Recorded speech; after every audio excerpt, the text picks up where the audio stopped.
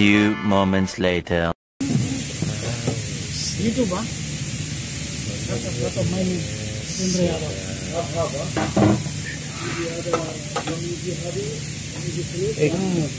Other people too much pulut this one, yeah? Other people too much pulut. Other people? Too much people?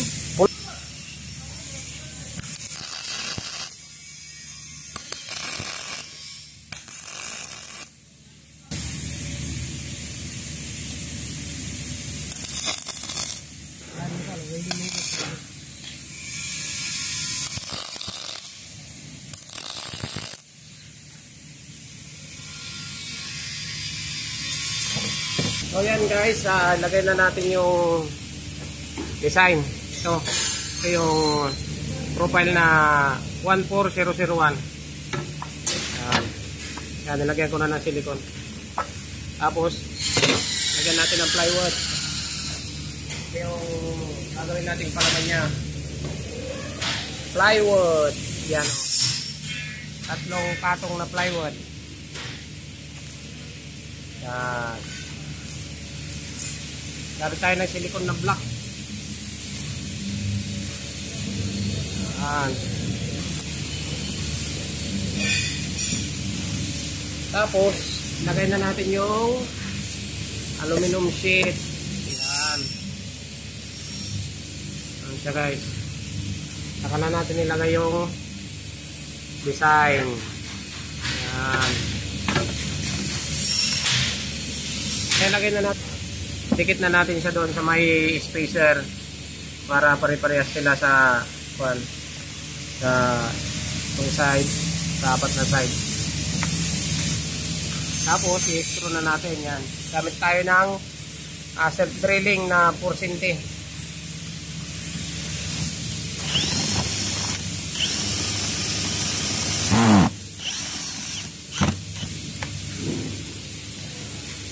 Support lang muna to guys, hindi muna fix itong masyadong para mamaya lalagyan natin ng 7 cm na 7 cm na screw self-drilling.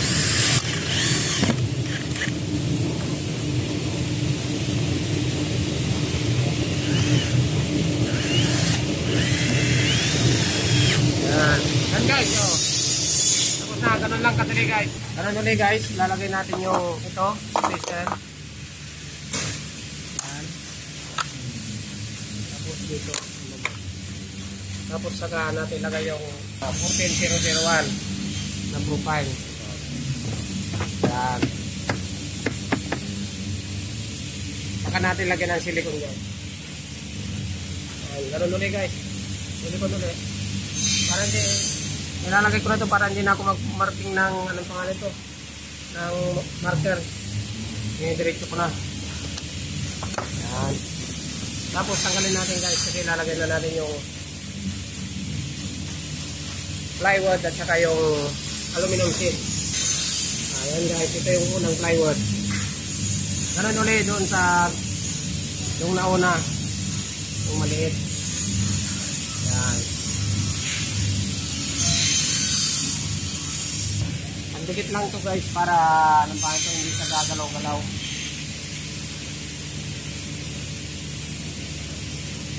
Tapos patong natin yung pangatlo.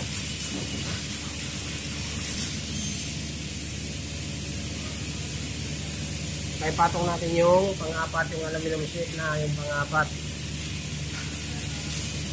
Yan. Napatong guys yung aluminum sheet na. Yan. Saka natin ayusin. Pantayin natin para walang sablay yung design. At lalagay na natin yung frame ng design.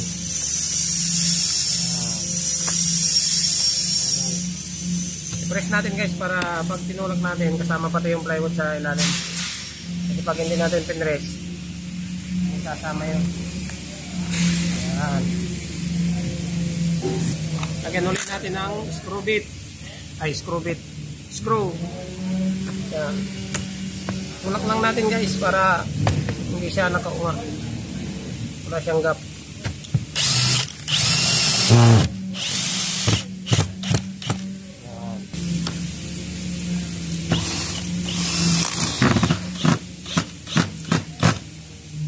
guys, madali lang to.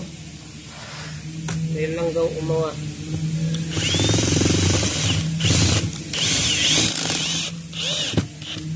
Kasi na-welding na ito. Oh.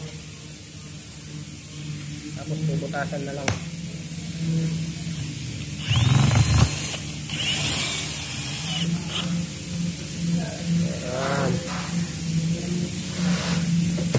Ayan. Kaya sinabi kong support lang ito guys kasi lalagyan natin ng sipin-sipin na screw. Self drilling. Yan. Tapos yan guys na ano pa ito? Naka set na siya. Saka na tayo magbubutas ng paglalagyan ng 7 cm na screw ang self drilling. Ito. 7 cm. Pero magbubutas muna tayo daan para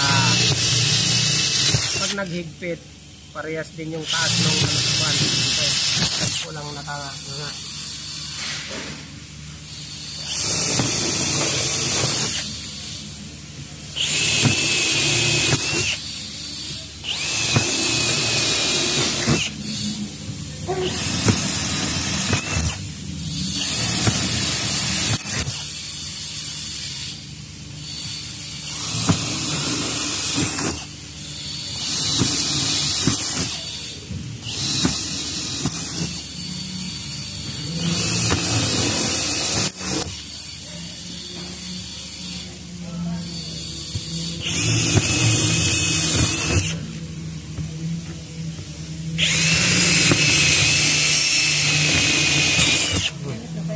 So yan guys, saka na natin lalagyan ng 7 cm.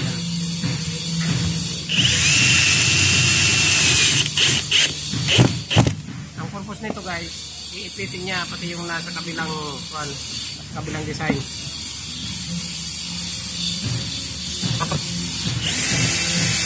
Para hindi siya nakumbok.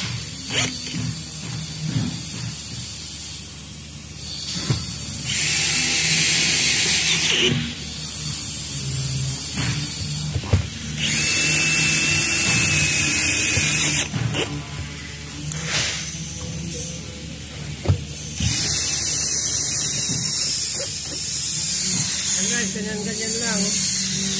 Oh. Bit ng kunti. Importante yung corner. Para magpantay yung taas nitong kwan. Yung height saka width. Oh, yan o. Ito lang ito. Ito lang yung taas. Yan.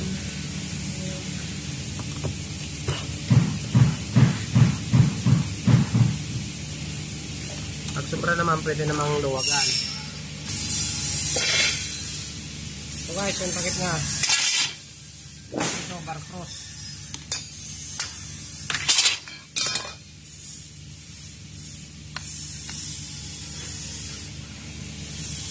Paglalagay naman dito, dapat anong pangal ito? Magkapantay ka dito. Kasi pag sumubra, lalabas yung kwan. Hindi siya magpapantay. Dapat pantay siya talaga dun sa tingin dun sa ulo.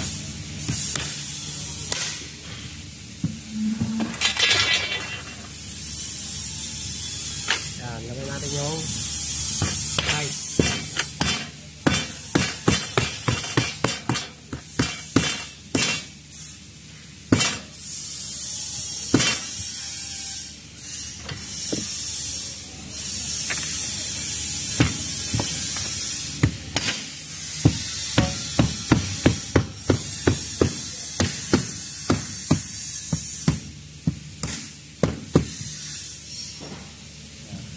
Guys, ito naman yung isunod natin butasan guys. Ito natin ng 7 cm na self drill screw.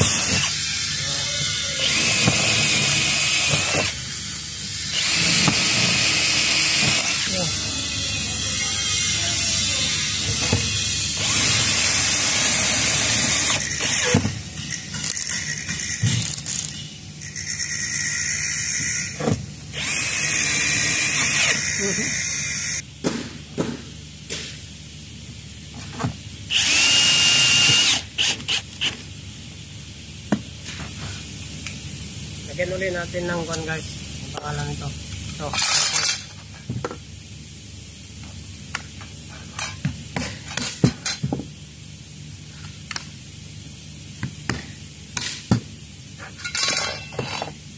Ayan, madali lang guys gumawa nito.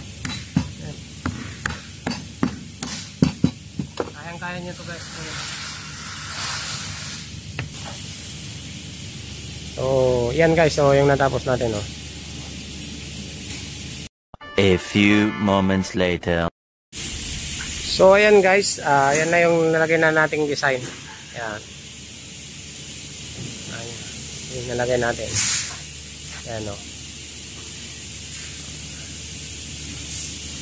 Kabilaan po yan.